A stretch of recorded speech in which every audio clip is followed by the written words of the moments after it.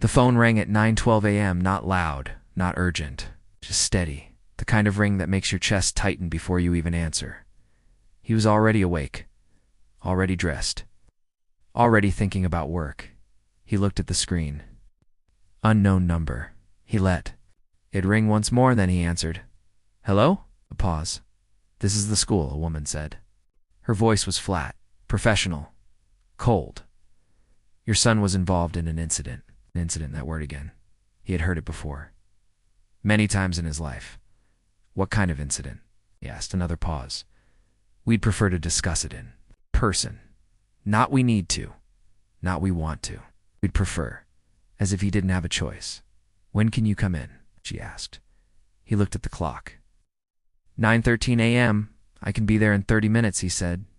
Fine, she replied. And the line went dead. No goodbye, no reassurance.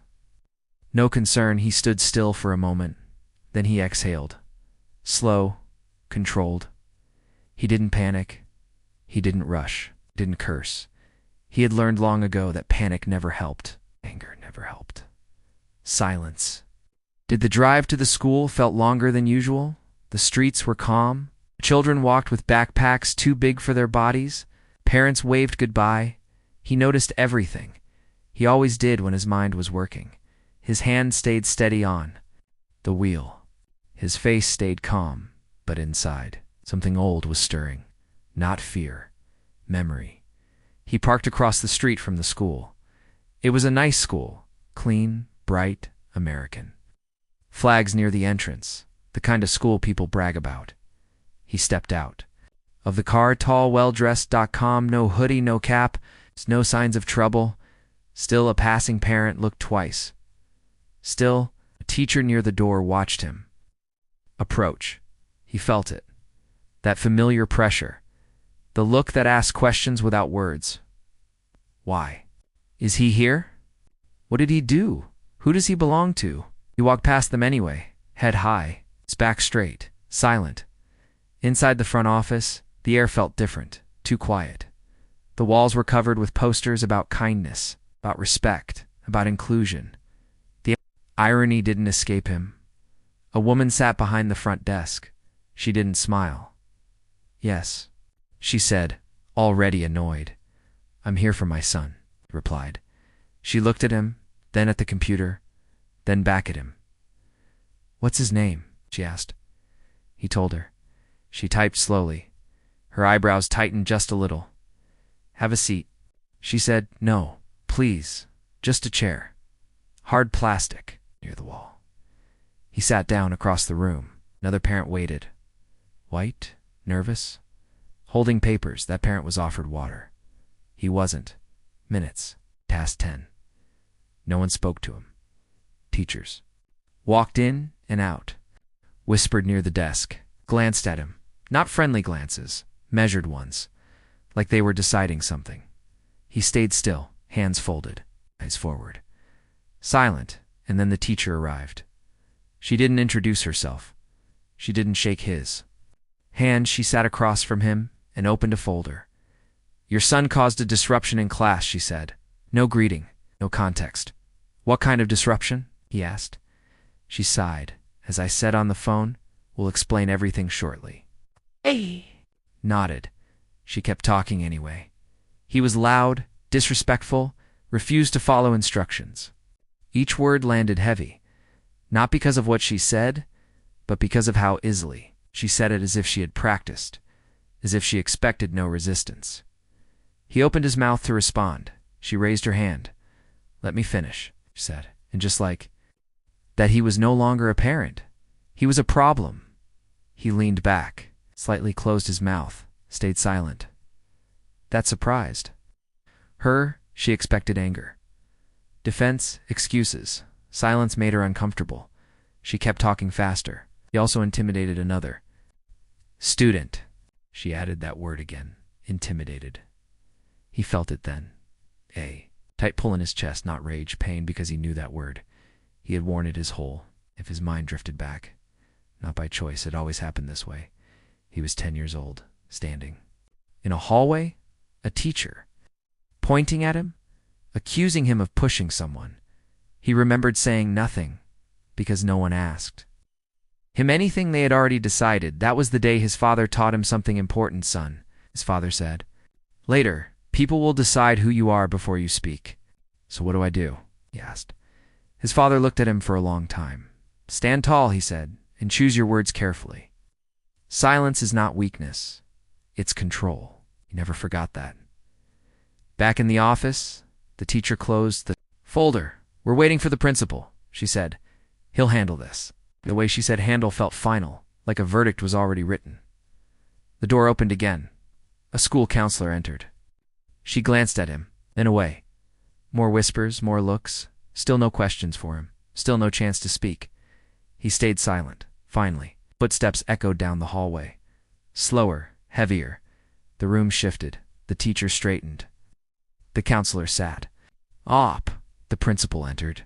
Middle-aged, gray hair, calm presence. He didn't speak right away. He nodded to the staff. Then he looked at the father really looked. Not through him. At him, that was new. The principal sat down, picked up the folder, opened. He began reading quietly. The room waited. The father waited. Too. Still silent. Still calm. Still. Watching. The principal turned a page. Then another. Then his eyes paused. Just for a second, then he looked back down, and slowly. Clearly he read the name on the file, out loud the father's name. And in that moment, everything changed. Asterisk, the principal stopped reading. Not fully. Just long enough for the silence to feel heavy.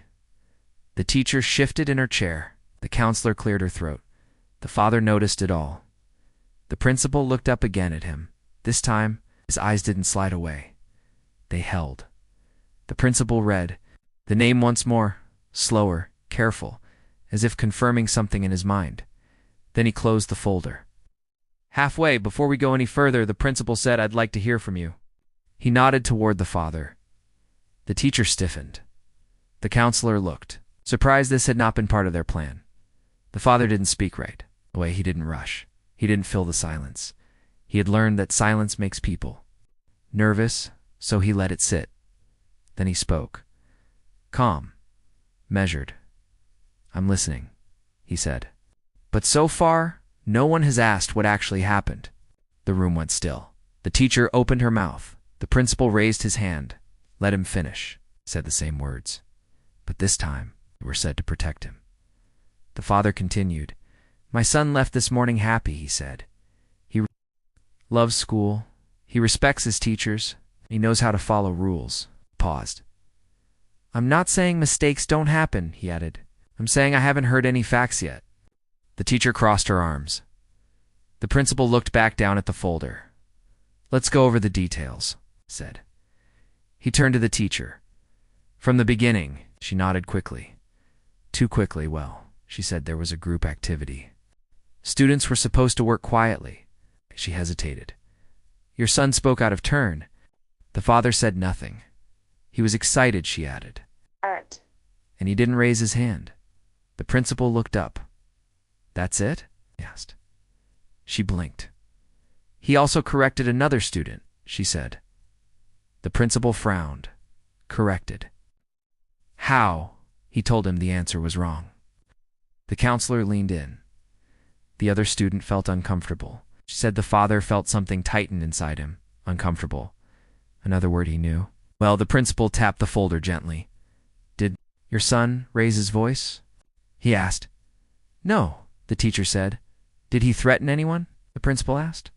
No, she said again. Did he use inappropriate language? She shook her head. The principal leaned back, so he said slowly. We have a student who spoke without raising his hand and corrected a classmate. The teacher nodded. Yes. The principal was quiet. Then he asked a question that changed everything. Was the other student disciplined as well? The teacher looked confused. Why would he be? Because the principal said, according to this report, he called your son aggressive when corrected. The room froze. The counselor looked down. The teacher's face flushed. That's not what I meant, she said. But it's what was written, the principal replied. He turned the folder so they could see. The word was there, underlined, aggressive. The father's jaw tightened. Still, He stayed silent. The principal closed the folder completely. He turned to the father again. "Can you tell me how your son described the incident?" he asked. The father nodded. "He said he got excited," he said. "He likes math." He corrected the answer. He paused. And when the other student laughed at him, he felt embarrassed. The counselor looked up, laughed. "Yes," the father said. He was told to relax and calm down. The principal's eyes narrowed. "By who?" "By the other student," the father said, and later by the teacher. The teacher shifted in her seat. "I was trying to de-escalate," she said. The father looked at her, not with anger, with disappointment. "My son wasn't escalated," he said. "He was engaged." Silenced, heavy, unavoidable, the principal leaned forward.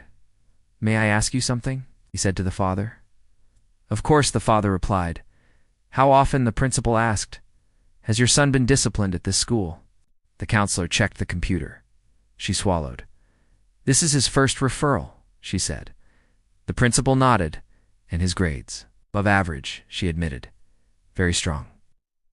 The principal sat back. Then he did something unexpected. He apologized. "Mister," he said, using the father's name, "I want to apologize for how this meeting started." The teacher looked stunned. "We should have asked questions first," the principal continued. "We should have listened." The father nodded once. "Thank you," he said. 2 words. That was all, but they carried weight. The principal stood up. "I'd like to bring your son in," he said. "I'd like to hear from him directly." The teacher looked uneasy. The counselor hesitated, but the principal had already made the decision. A few minutes later, the door opened. The boy walked in. Small shoulders, big backpack. He looked around the room. Then he saw his father. His posture changed. He straightened. His father gave him a small nod. Nothing else. That nod said everything. "Can you tell us what happened?" the principal asked gently. The boy took a breath. He spoke softly. "I was excited," he said. I answered without raising my hand. The teacher nodded. "I told another kid his answer was wrong," the boy continued. He laughed and said, "I was doing too much." The father's heart sank. The boy looked down. "I wasn't mad," he said. "I just wanted to help." The principal nodded slowly. "Did you feel aggressive?" he asked. The boy looked up. "No," he said. Felt embarrassed. The room went quiet. The principal looked at the teacher. She said nothing. The principal cleared his throat. "Thank you," said to the boy. "You can wait outside with the counselor." After they left, the principal turned back to the father. "Want you to know something?" he said. The father listened. "We see this pattern too often," the principal continued. "Confidence is mistaken for defiance. Excitement is mistaken for aggression." The father nodded. "I know," he said quietly. The principal looked at him again, at the name on the folder, at the man sitting calmly in front of him. "Your son will not be disciplined," the principal said. "This referral will be removed." Teacher opened her mouth. The principal raised his hand, and he added, "We will be addressing how language is used in these reports." The teacher looked down. The father stood up. Slowly, he adjusted his jacket, then he spoke. Still calm. Still. "Controlled? I don't need special treatment," he said. "I need fairness."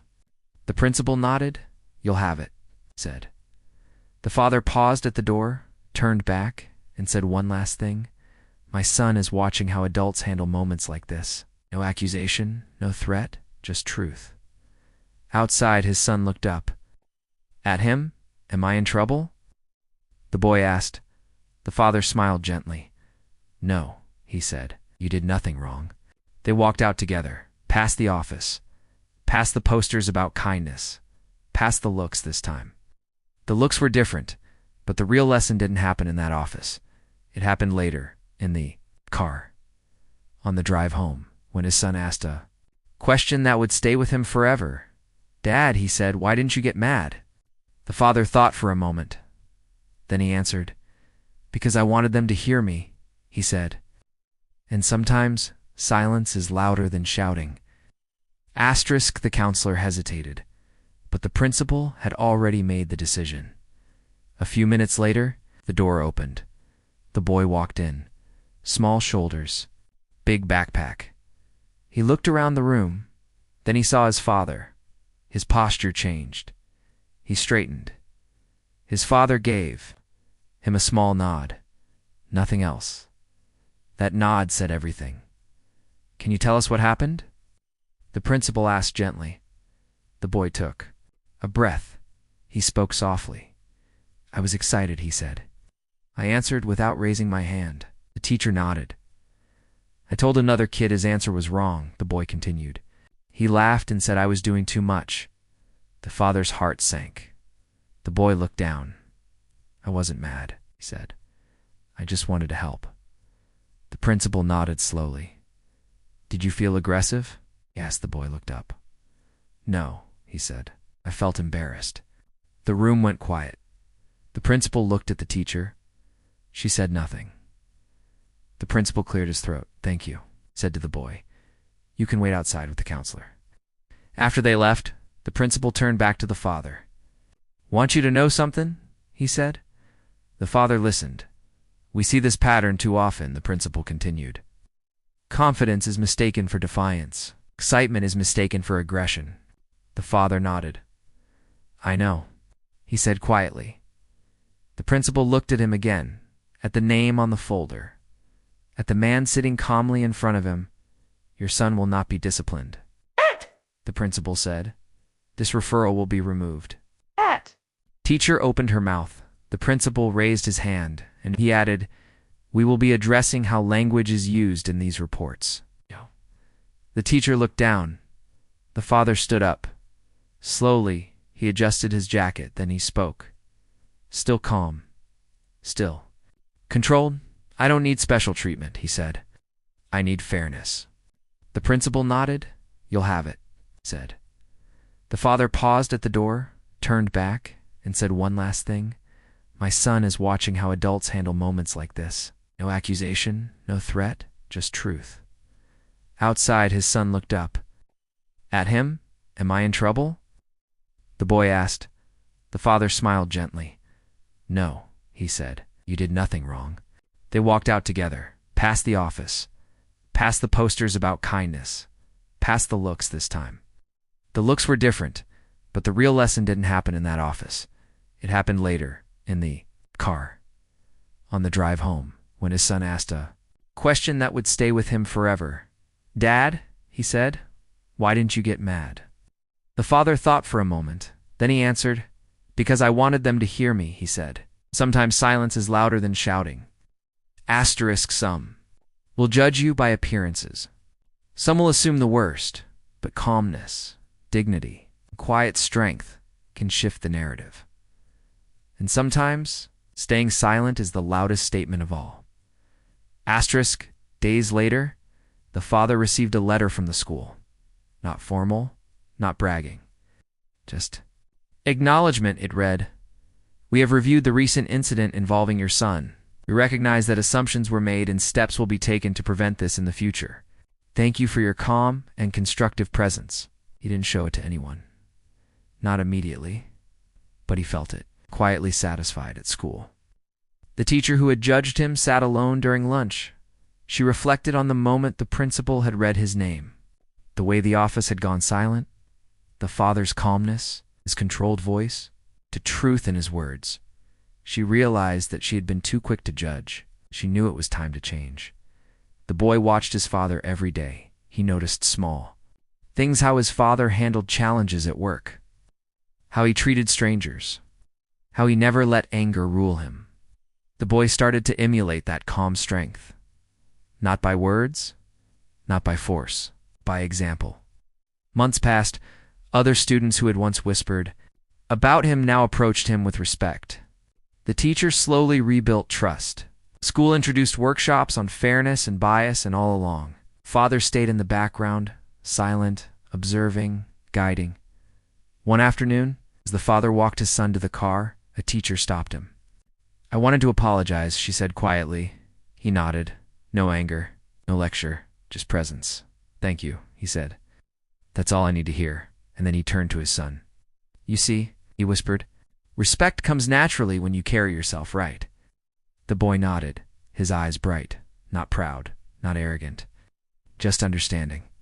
That evening, the father sat by the window. He thought about all the times he had been judged, all the silent battles he had fought, all the eyes that assumed the worst.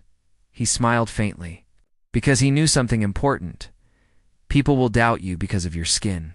People will underestimate you because of your calm. People will try to define your story for you, but your strength, your dignity, your silence when it matters most, that is your truth. Asterisk, and for his son, the lesson was clear. You do not fight every battle with anger. You do not prove every point with words. Sometimes the most powerful action is to stay calm, stay strong, and let the world reveal its own mistakes. Asterisk, they doubted him because of how he looked. They respected him because of who he is, and that is a lesson his son will carry forever.